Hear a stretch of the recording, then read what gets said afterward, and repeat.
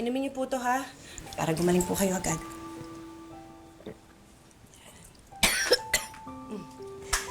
Iha na kasi ako sa'yo, anak eh. Mula nang iniwan tayo ng tatay mo ikaw na nagtaguyod sa pamilya natin. Hindi ba dapat akong gumagawa nun? Pasensya na ha, mahina yung katawan ko. Okay lang po yan. Ako naman ho yung panganay eh. Kaya kapag kailangan niyo ako, nandito lang ako. Oh, ano pa po kayo? Oh. Ito, mamaya niyo po ito iinumin. Tere, Sandali lang po na yan.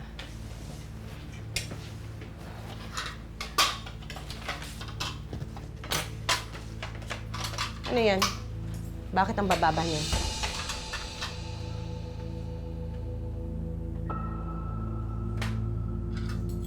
Sinabi ko naman sa'yo, wag mo nang tingnan. Mapapil ka. Tapos ngayon, nakita mo, ikaw pang magagalit. Bakit nga? Kung hindi pa ako nag-request ng CRS mo, hindi ko malalaman na puro bagsak pala yung grades mo. Wala ako sa mood mag-aral. Huwag kang pakialamera. Tere, ano ka ba? Bastos ka talaga? Kinakausap kita ng maayos? Alam mo namang nagkakanda-kuba na ako sa kakatrabaho, mapag-aral ka lang. Ang tagal-tagal ko na kasing humihingi ng bagong cellphone sa'yo. Nakakatamad kayong pumasok ng school tapos bulok yung cellphone mo tapos pagtatawanan ka ng mga klase mo. Kung ikaw kaya nasa kalagayan ko. Naririnig mo ba yung sarili mo? Hindi tayo mapera katulad ng ibang mong mga kaklase. Marami tayong binabayaran ng mga bills. May kuryente, may tubig, may sakit pa si nanay. Marami pa tayong mga utang. Hindi mo kailangan sabihin sa akin yung mga listahan ng bayarin mo, ah. Obligasyon mo yan. Kakawalang gana naman kumain. Ang pangit pa ng ulam nyo. Tere, sumusobra ka na ha! Isa ka pa na eh. Lagi mo na lang kinakampihan tong paborito mong anak, kaya nagre-rina-rinahan dito sa bahay. Tapos ikaw naman, palagi ka na lang sakit-sakitan. Bastos ka talaga! Tere, Ami, tama na, tama na. Tama na, tama na. Bitawan mo ko! Bitawan mo ko! Hayaan niyo na siya, Nay.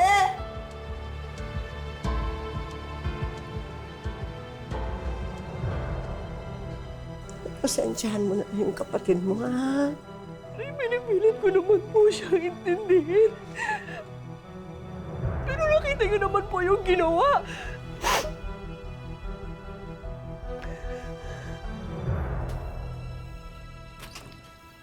Tara, inom tayo!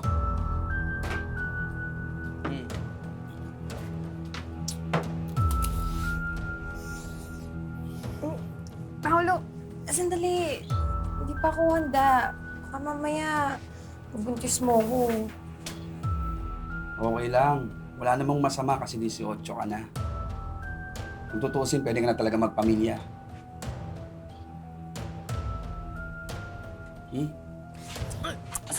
Ano ba? Sabi ko ayoko nga eh. Init naman ang ulo mo. Yung ate mo na naman ba? Wisit kasi siya. Hihingi lang ako ng cellphone. Ibibigay ko sa kanya yung gusto niyang grades kung ibibigay niya sa akin yung gusto ko. Ganyan din kami ng kuya ko noon. Pero alam mo ginagawa ko kapag ayaw niya ako bigyan ng allowance. Kinukuha ko yung ATM niya. Hindi ka niya nanghuli? Mahuli. Wala na naman siya magagawa kasi na-withdraw ko na yung pera.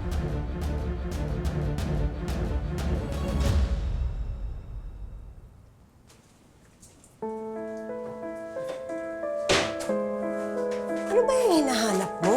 Kanina ka pa aligaga sa paghahalungkat sa mga gamit natin. Nay, ba't bumangon na ho kayo? Okay na ho ba kayo? Ayos na ako. Magaling kayo yung nurse ko. Hindi ko ho makita yung ATM ko eh. Dito ko lang naman ho yung sa bag nilalagay. Nandyan lang yan. Ika, tulungan kita maghanap.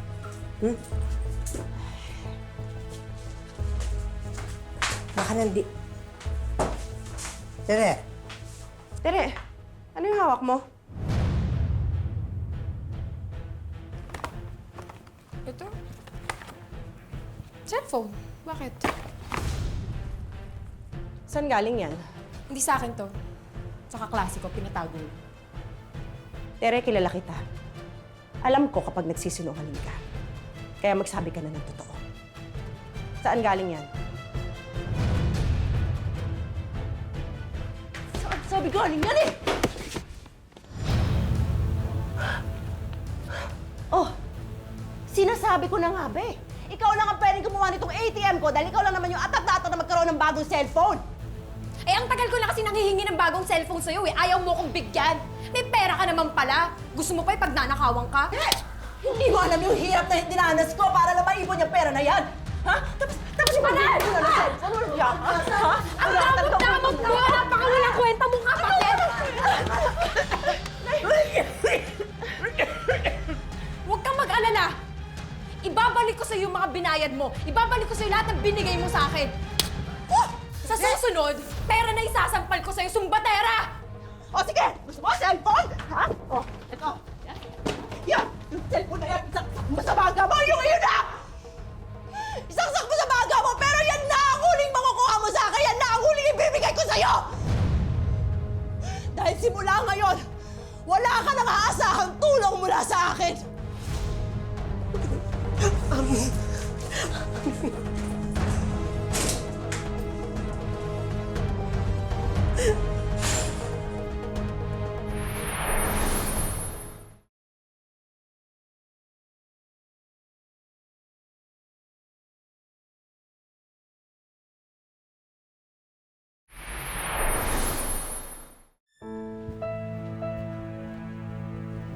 Oh, Nay. Oh, bakit nagkikilos na ho kayo? Di ba nagpapahinga pa po kayo dapat? Anak, hayaan mo na akong gawin ko to para bumalik na yung lakas ko. Para makapagnegosyo na naman ako. Ha? Ha? Sige na. Pagtulungan natin, maibalik yung ipon mo. Nanay talaga. Hindi naman ho kailangan. Gagawa ko na lang ng paraan. Pero salamat po, ah. Manayon. O siya, dali na, baka maliit ka. Opo. Ami! Ami! ingat. Naku, pinapatawag ka sa barangay. Ang kapatid mong mahadera. Nirereklamo ka. Sinaktan mo daw siya. Diyos ko, bata ka, Tere. Ano pa nangyayari sa'yo? Oo nga. Ano ba yung kapatid mo, Tere? Hindi na nahihiyang ilabas yung baho ng pamilya niyo. Pero, totoo bang sinasaktan mo siya, ha? Alam nyo kasi, yung mga ganitong mga problema, dapat inaayos nyo na sa bahay. Magkapatid kayo. Dapat ikakaintindihan kayo. Pero Kap, siya yung mas matanda. Dapat intindihin niya yung bata. Oo nga, Kap. Tsaka sinaktan niya ako, oh. Tingnan mo. May mga gasgas, oh. Nakakasuhan ko yung ate ko. Ano, Tere? Kakasuhan mo ang sarili mong kapatid?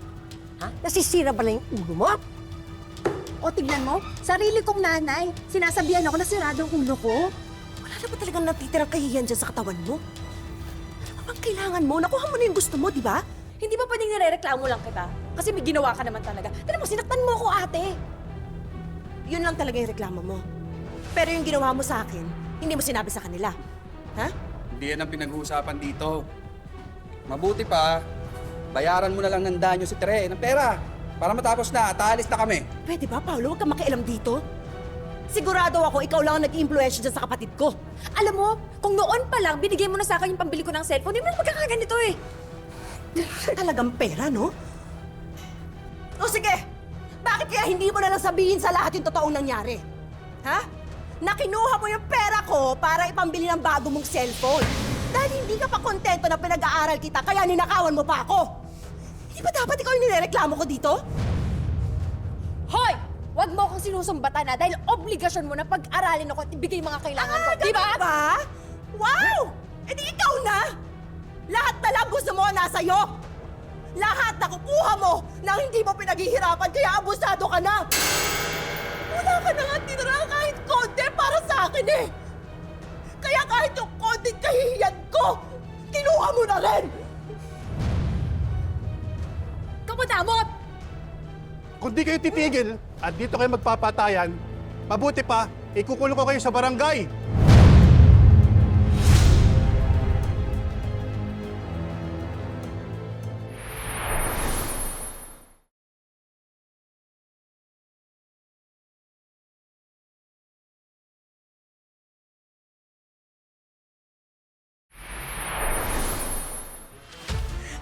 kapatid mo!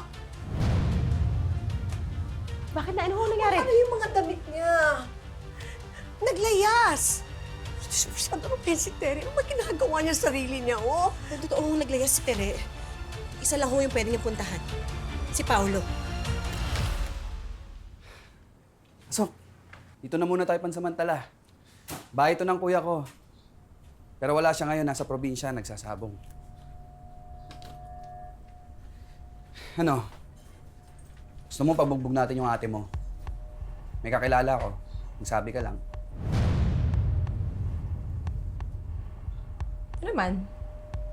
Sinaktan niya ako. Sasaktan ko rin siya.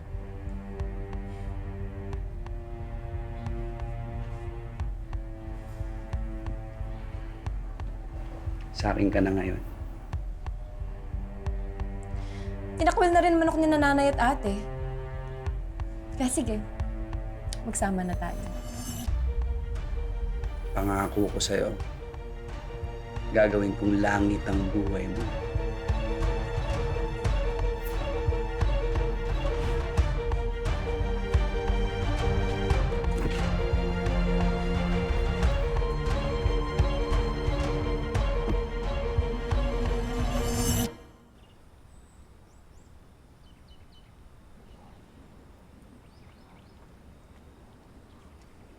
Mahal!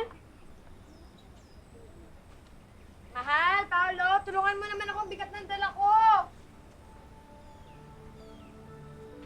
Mahal?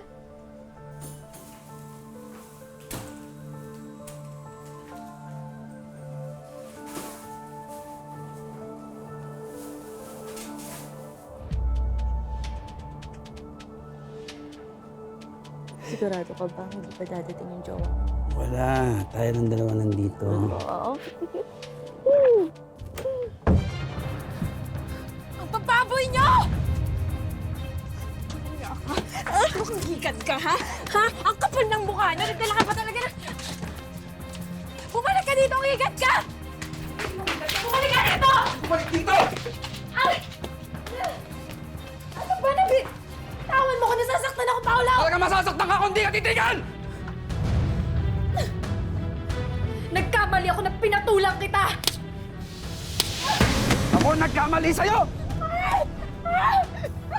Paolo! Bitawan mo ako! Tayo! Tayo!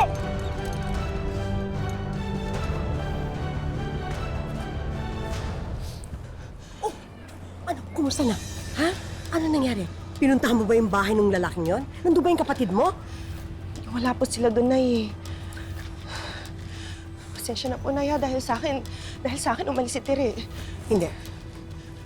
Hindi mo kasalanan. Kasalanan ng lalaking yon. Kinuha niya yung kapatid mo sa atin. Kaya mas lalong hindi tayo titigil sa paghahanap sa kanya. Hindi ako papayag na sumama siya sa walang kwentang lalaking yon. Saan ho natin siya hanapin? Aling Milagros, Ami, may nakapagsabi sa akin kung nasaan si Tere. Talaga ho, Mang Conrad? Nasaan ho siya? Tignan ko lang galing mo. Ha? Tatakas ka pa, ha? Sinabi ng sakin ka lang! Parang awa mo na, Paolo.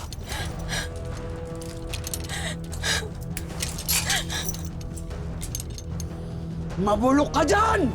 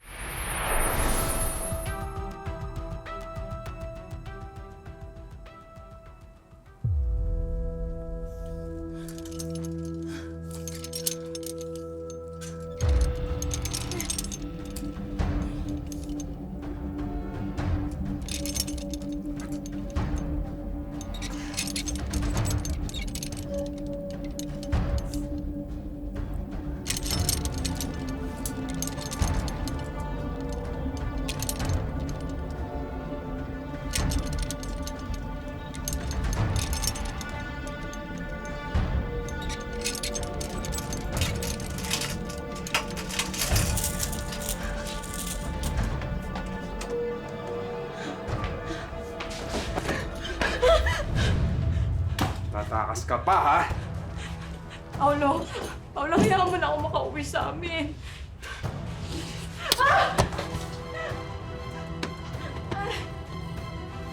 Dito ka na lang dahil wala ka ng pamilyang babalikan. Pinili mo na ako, di ba? Yun yung pagkakamali ko! Pinagpalit ko yung pamilya ko sa demonyo! Ha? Demonyo pala, ha? Ha?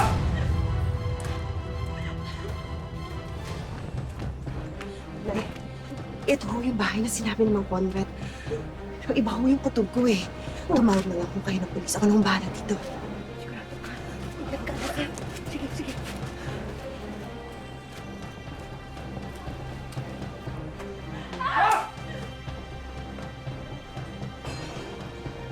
Subukan mo umalis. Ate, umalis ka dito! Papatayin ka mo! Umalis ka na! Bilisan mo! Tumawag kayo ng pulis ni nanay! Bilisan mo! Ito ang mong kapatid ko! Harapin mo! Yaka! Ah!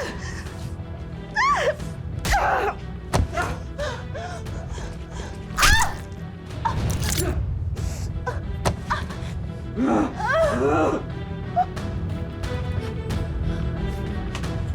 Nay! Nanay! Si ate! Saan si ate? Dalian niyo!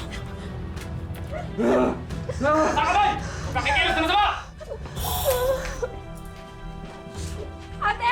Ako! Walang niya ka talaga! Walang niya ka! Ate! Sorry, ate. Kasalanan ko ito, ate. Sorry. Sumapa ka dito si mama. Ate!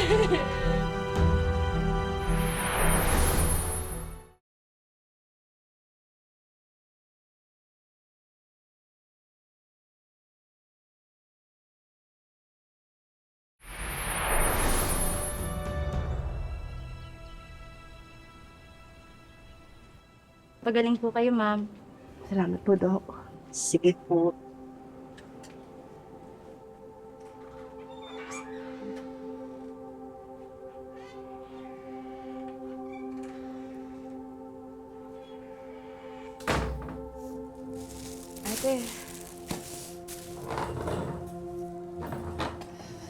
Ate, dinalang kita ng paborito mong ulam.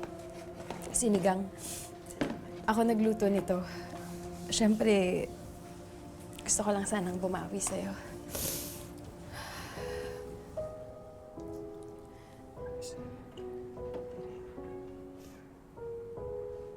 Okay lang yun.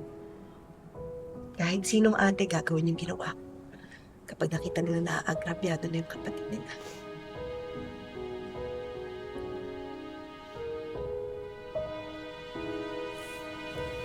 Ate, sorry sa mga naging kasalanan ko. Pero sa kabila nun, niligtas mo pa rin ako. Minahal mo pa rin ako.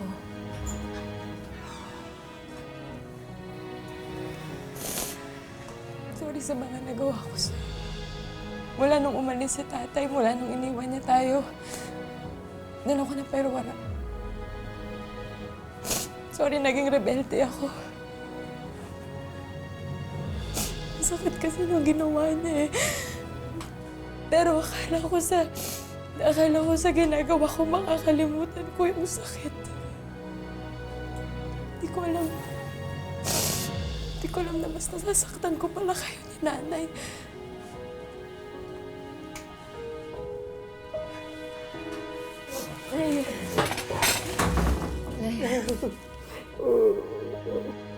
Ang baby ko.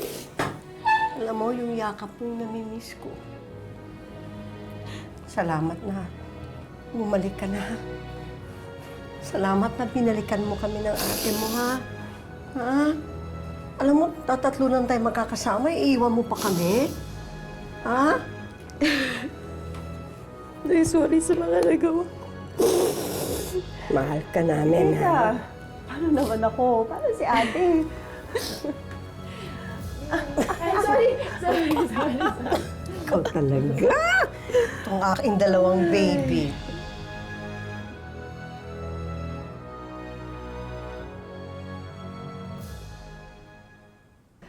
Galing man sa iisang sinapupunan, normal lang sa magkakapatid ang paminsang-minsang away at inggitan. Mga kapuso, isang paalala ang kwento ni Ami at Tere na anuman ang away ng magkapatid, sa huli, dapat ay mangibabaw pa rin ang pagmamahal at pagpapatawad. Lagi nating isa puso na anuman ang mangyari, anuman ang nagawang pagkakamali, sa huli, sa pamilya pa rin tayo uuwi. Magkakaiba man ang paniniwala at kapalaran sa buhay. Sa bandang huli, magkakapatid pa rin ang magtutulungan kahit magkaroon man ng hindi pagkakaunawaan. Yan daw ang kinagisna ni Myrna. Subalit ang nakababata niyang kapatid na si Lourdes ay tila may ibang paniniwala sa buhay. Yun po, siyempre po, nalulungkot ako dahil yung kapatid ko ganyan. Yung tiwala ko sa kanya, yung ginagawa ko sa kanya, lahat. Parang ang sakit ng ganun na parang niloko ng sarili mong kapatid. Sa kabila ng pakikipaglaban ni Myrna sa sakit na breast cancer, ay nagawa pa rin niyang tulungan ng kapatid na si Lourdes. Kahit wala po siya, ako po yung sumasalo sa kanya sa lahat ng mga kailangan niya, nangingihingi siya sa akin. Hindi ko na po inaano yun, sinisingil siya. Si kapatid ko po siya kasi wala naman siya ibang malalapitan, kundi ako, kami dalawa lang ang magka-close talaga. Dahil sa pinansyal na pangangailangan para sa kanyang pagpapagamot, ay minsan si Myrna na ang nagpakasakali ng swerte niya sa pagtaya sa loto. Ipinagkatiwala niya kay Lourdes ang pagtaya. Subalit noong malaman ni Myrna na nanalo ang kanyang taya, nadismaya siya dahil kulang na ang premyong ibinigay ni Lourdes sa kanya. Respect ko po, 8,000 yung tama ko. Ngayon, nung dumating po ako, kukunin ko yung tama ko sa kanya. Hindi ate, 20 lang yung nalagay ko. Tapos sabi ko, hindi pwedeng mangyari yan. Meron akong kopya, yan, 340 yan. Bigay mo sa akin yung tama ko, 8,000 yan. Hindi 20 lang. Nag-away talaga kami.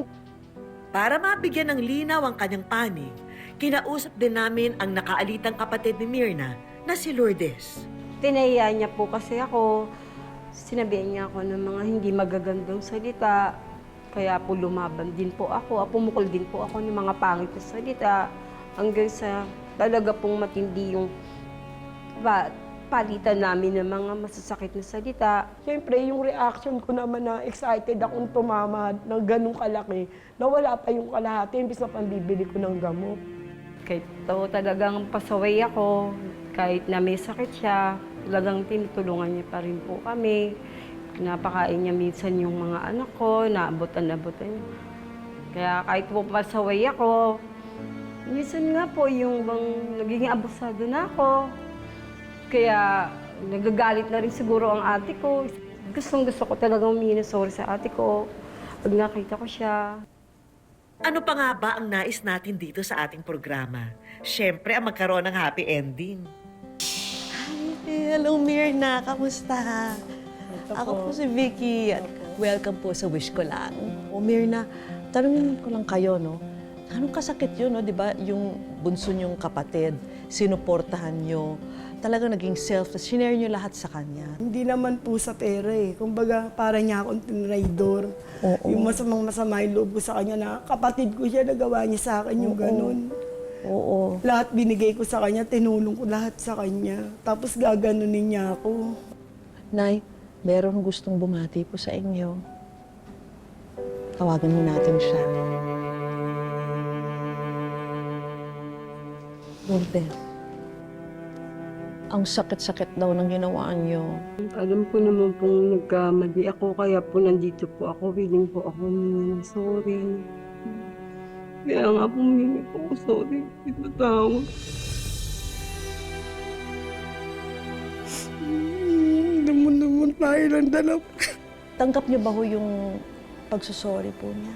Kahit pagbalid-balid na rin po yung mundo, kahit marami po siyang ginawa sa akin kasalanan, patatawarin ko po siya, yung kapatid ko po siya. Alam niyo, ramdam na ramdam ko yung pagmamahal niya sa kanya. Sorry din kung napagsabihan kita dati.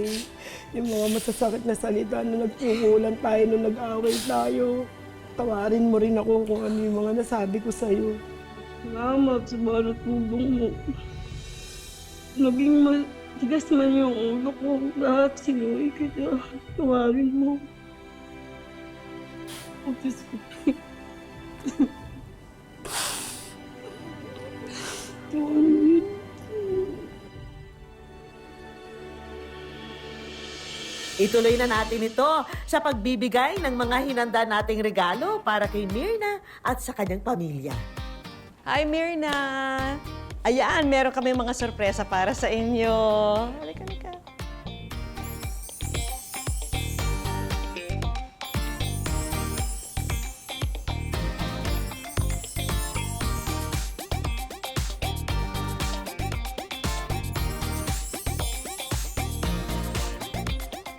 Meron tayong mga assorted plasticware products na pwede nyo rin ibenta. Pwede nyo rin gamitin dito sa magiging negosyo nyo. Meron din tayong coffee items.